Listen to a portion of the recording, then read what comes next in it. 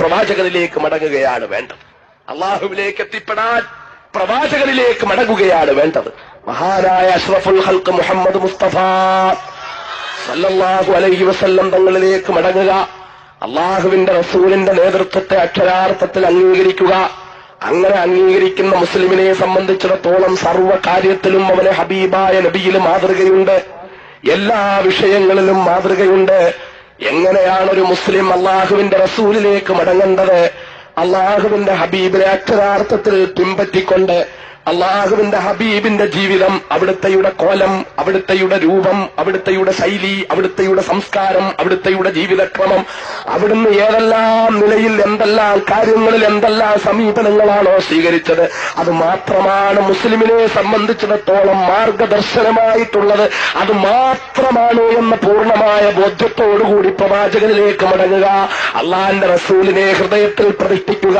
ഹൃദയത്തിൽ ഇപ്പോൾ പ്രതിഷ്ഠിച്ചിരിക്കുന്ന തമ്പുരാക്കന്മാരുണ്ടല്ലോ മക്കളെ, പല തമ്പ്രാക്കന്മാരെയും മനസ്സിൽ പ്രതിഷ്ഠിച്ചിട്ടുണ്ട്, പല തമ്പ്രാക്കന്മാരെയും ഹൃദയത്തിന്റെ മൂലകളിൽ നാം വെച്ചിട്ടുണ്ട്.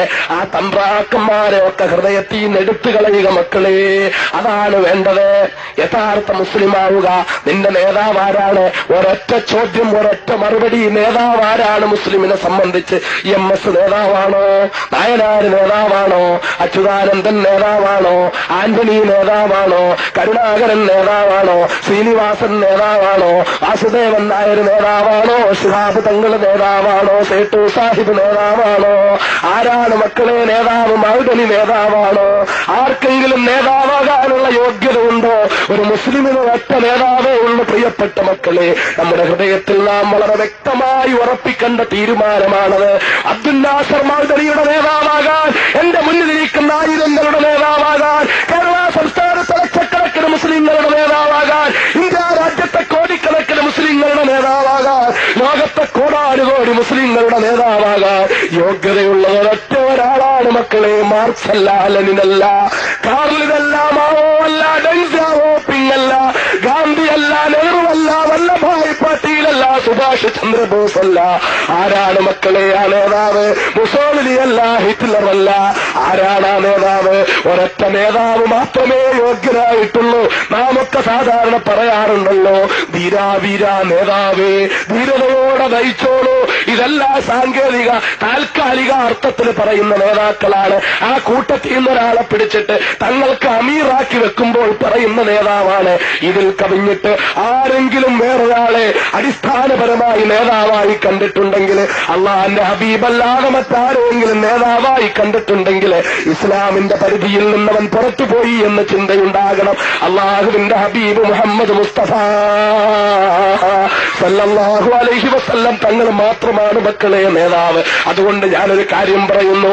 എനിക്ക് പറയാനുള്ള കാര്യം നിങ്ങൾ അടിവരയിട്ട് കേൾക്കേണ്ട കാര്യമാണ്. ഞാൻ ഈ പറയാൻ പോകുന്ന കാര്യം CPM-ൽ പ്രവർത്തിക്കുന്നവരുണ്ടാകാം, CPI-ൽ പ്രവർത്തിക്കുന്നവരുണ്ടാകാം, കോൺഗ്രസിൽ പ്രവർത്തിക്കുന്നവരുണ്ടാകാം, അതിൽ ആന്റണിയെ ഇഷ്ടപ്പെടുന്നവരുണ്ടാകാം, കരുണാകരനെ ഇഷ്ടപ്പെടുന്നവരുണ്ടാകാം, കരുണാകരനെ ഇഷ്ടപ്പെടുന്നവരിൽ തന്നെ മുരളിയെ കൂടുതൽ ഇഷ്ടപ്പെടുന്നവരുണ്ടാകാം, മുരളിയെ വെറുക്കുന്ന കരുണാകര പ്രേമികളുണ്ടാകാം. ഇവരൊക്കെ ഉണ്ടാകാം. മുസ്ലിം ലീഗുകാരനുണ്ടാകാം, ശിഹാബ് തങ്ങളെ ഇഷ്ടപ്പെടുന്നവരുണ്ടാകാം, കുഞ്ഞാലിക്കുട്ടിയെ ഇഷ്ടപ്പെടുന്നവരുണ്ടാകാം, സേത്ത് സാഹിബിനെ ഇഷ്ടപ്പെടുന്നവരുണ്ടാകാം, അബ്ദുൽ നാസർ മൗദനിയെ ഇഷ്ടപ്പെടുന്ന PDP-കാരനുണ്ടാകാം. പക്ഷേ ഇതെല്ലാം എനിക്ക് പറയാനുള്ളത് മക്കളെ, ഞാൻ ഈ പേര് പറഞ്ഞ ഒരൊറ്റ വ്യക്തികൾക്കും മുസ്ലിം സമുദായത്തിന്റെ, മുസ്ലിം ഉമ്മത്തിന്റെ, ആത്യന്തികമായ മുസ്ലിം ഉമ്മത്തിന്റെ നേതാവാണ് ഇവരാരെങ്കിലും എന്ന് കരുതിയിട്ടുണ്ടെങ്കിൽ, ഏത് നിലയിൽ രാഷ്ട്രീയമായിട്ടാകട്ടെ അല്ലാതെയാകട്ടെ, മുസ്ലിമിന് രാഷ്ട്രീയവും മതവും രണ്ടും രണ്ടല്ല. അങ്ങനെ കരുതുന്നത് വിഡ്ഢിത്തമാണ്, അങ്ങനെ പ്രചരിപ്പിക്കുന്നത് വിഡ്ഢിത്തമാണ്, അങ്ങനെ പ്രസംഗിക്കുന്നത് വിഡ്ഢിത്തമാണ്. റബ്ബിന്റെ മുമ്പിൽ കൈകെട്ടിക്കൊണ്ട് ഇന്ന സലാത്തി വനുസുക്കി വമഹിയായ വമമാതി ലില്ലാഹി റബ്ബിൽ ആലമീൻ. എന്റെ നമസ്കാരം, എന്റെ ഇബാദത്ത്, എന്റെ ജീവിതം, എന്റെ മരണം, എന്റെ ചലനം, എന്റെ നിശ്ചലനം, നേരം വെളുക്കുമ്പോൾ ഞാൻ സൈക്കിളിൽ കയറി കരുതാകപ്പള്ളിയിലേക്ക് പോകുന്നത്, ഞാൻ കാറിൽ കയറി കരുതാകപ്പള്ളിയിലേക്ക് പോകുന്നത്, ഞാൻ കാളവണ്ടിയിൽ കയറി കരുനാഗപ്പള്ളിയിലേക്ക് പോകുന്നത്, ഞാൻ നടന്ന് കരുനാഗപ്പള്ളിയിലേക്ക് പോകുന്നത്, മാർക്കറ്റിലെത്തുന്നത്, ബിസിനസ് നടത്തുന്നത്, ബസ് സ്റ്റാൻഡിലെത്തിയിട്ട് ഉദ്യോഗ സ്ഥാപനങ്ങളിലേക്ക് പോകുന്നത്, ബസ് സ്റ്റാൻഡിലെത്തിയിട്ട് വിദ്യാഭ്യാസ കേന്ദ്രങ്ങളിലേക്ക് പോകുന്നത്, ജോലി സ്ഥലത്തേക്ക് പോകുന്നത്, എല്ലാം ഉണ്ടല്ലോ മക്കളെ. ഞാൻ രാഷ്ട്രീയ പ്രവർത്തനം നടത്തുന്നത്, പൊതുപ്രവർത്തനം നടത്തുന്നത്, മഹല്ല് പ്രവർത്തനം നടത്തുന്നത്, ഞാൻ സാമുദായിക പ്രവർത്തനം നടത്തുന്നത്, എന്റെ എല്ലാ ചലനവും ഇന്ന സ്വലാത്തി വനുസുക്കി വമഹിയായ വമമാതി, എന്റെ സർവസ്വവും ആർക്കു വേണ്ടിയാണ്? ലില്ലാഹി റബ്ബിൽ ആലമീൻ. അനന്തവിശാലമായ വിഹായസിനെ സൃഷ്ടിച്ച ആ വിഹായസിൽ മിന്നിത്തിളങ്ങുന്ന അനന്തകോടി നക്ഷത്രങ്ങളെ സൃഷ്ടിച്ച, പച്ചപ്പെട്ടുപോലെയുള്ള പ്രവിശാലമായ ഭൂമിയെ സൃഷ്ടിച്ച, ഭൂമിയിൽ അങ്ങുള്ളായി ആകാശം മുട്ടുയർന്നു നിന്നുകൊണ്ട് അമ്പിളിയമ്മാമനോട് തൊട്ടുരുമ്മി നിന്നുകൊണ്ട് മുത്തം കൊടുത്തുകൊണ്ട് അടക്കം പറയുന്ന പർവ്വതങ്ങളെ സൃഷ്ടിച്ച, ആ പർവ്വതങ്ങളുടെ അടിവാരത്തുകൂടി കളകളാരവം മുഴക്കിക്കൊണ്ടൊഴുകുന്ന കൊച്ചു കൊച്ചരുവികളെ സൃഷ്ടിച്ച, ആ അരുവികൾ ചെന്ന് പതിക്കുന്ന അലറി വിളിക്കുന്ന സമുദ്രത്തെ സൃഷ്ടിച്ച, ആ സമുദ്രത്തിന്റെ അടിത്തട്ടിലൂടെ ഉളിയിട്ട് നീങ്ങുന്ന മത്സ്യങ്ങളെ സൃഷ്ടിച്ച, പ്രപഞ്ചത്തെ ഹരിതാഭമാക്കിയ കൊടുങ്കാടുകളെ സൃഷ്ടിച്ച, ആ കാടുകളിലെ ഗർജിക്കുന്ന സിംഹങ്ങളെ, ചിഹ്നം വിളിക്കുന്ന കാട്ടാനകളെ, അലറി വിളിക്കുന്ന ചെമ്പുലികളെ, അവയുടെ കാലിന്റെ കീഴിൽ ചവിട്ടി പതിക്കപ്പെടുന്ന കോടാനുകോടി ചെറിയ ചെറിയ ജീവികളെ എല്ലാറ്റിനെയും സൃഷ്ടിച്ച, സർവ്വതിനെയും സൃഷ്ടിച്ച, സർവ്വതിനെയും പരിപാലിക്കുന്ന, സർവ്വതിനെയും സംരക്ഷിക്കുന്ന, ഉദ്ദേശിക്കുമ്പോൾ സർവ്വതിനെയും സംഹരിക്കുന്ന സർവേശ്വരനും സർവജ്ഞനും സർവ്വലോക സംരക്ഷകനും സർവാധിപതിയും സർവ്വലോക സൃഷ്ടിസ്ഥിതി സംഹാരകർത്താവും സർവ്വഗുണ സമ്പൂർണനുമായ അല്ലാഹു റബ്ബുൽ ഇസ്സത്തുണ്ടല്ലോ, ആ അല്ലാഹുവിന് മാത്രമാണ് എന്റെ സർവസ്വവും.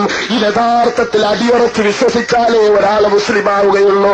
അല്ലാഹു കുറച്ച് ചെയ്യും, അല്ലാഹു കുറച്ച് സഹായിക്കുന്നുണ്ട്, പിന്നെ കുറച്ച് പഞ്ചായത്ത് മെമ്പർ സഹായിക്കുമെന്ന് കരുതിയാൽ പോയി. അല്ലാഹു കുറച്ച് സഹായിക്കും, പിന്നെ കുറച്ച് പഞ്ചായത്ത് പ്രസിഡന്റ് സഹായിക്കുമെന്ന് കരുതിയാൽ പോയി. അല്ലാഹു കുറച്ച് സഹായിക്കും, പിന്നെ കുറച്ച് സഹായിക്കുന്നത് MLA ആണെന്ന് കരുതിയാൽ പോയി. അല്ലാഹു കുറച്ച് സഹായിക്കും, ബാക്കി മന്ത്രിയുടെ കയ്യിലാണെന്ന് വിചാരിച്ചാൽ പോയി. ലാ ഹൗല വലാ ഖുവത ഇല്ലാ ബില്ലാഹ്. ഇത് വിശ്വസിക്കുന്നവരാണ് മുസ്ലിം. യാതൊരു കാര്യങ്ങളും അള്ളാഹുവിന്റെ തീരുമാനപ്രകാരമല്ലാതെ നടക്കുന്നില്ല. അള്ളാഹുവിന്റെ തീരുമാനപ്രകാരമല്ലാതെ ഒരു ചെറിയ വസ്തു പോലും ചലിക്കുന്നില്ല. ഞാനിവിടെ ഇരുന്ന് സംസാരിക്കുമ്പോൾ എന്റെ മുന്നിൽ കിടക്കുന്ന ഒരു മണൽത്തരി ഒരു ഇഞ്ച് മുന്നോട്ട് നീങ്ങണോ, റബ്ബിന്റെ കോടതിയിൽ തീരുമാനമെടുത്താലല്ലാതെ നീങ്ങുകയില്ല. എന്റെ പ്രിയപ്പെട്ട സഹോദരന്മാരെ, അബ്ദുൽ നാസർ മൗദനി പ്രസംഗിക്കുമ്പോൾ മൗദനിയുടെ ഇടത് കൈ മുന്നോട്ട് ചലിക്കുന്നു, ചലിപ്പിക്കുന്നത് റബ്ബാണ്. വലത് കൈ ചലിക്കുന്നു, ചലിപ്പിക്കുന്നത് റബ്ബാണ്. മൗദനിയുടെ ഇടതുകാല് ചലിക്കുന്നു, ചലിപ്പിക്കുന്നത് റബ്ബാണ്. മൗദനിക്ക് വലതുകാല് ചലിപ്പിക്കണ്ട എന്ന് തീരുമാനിച്ചതാരാ? അതും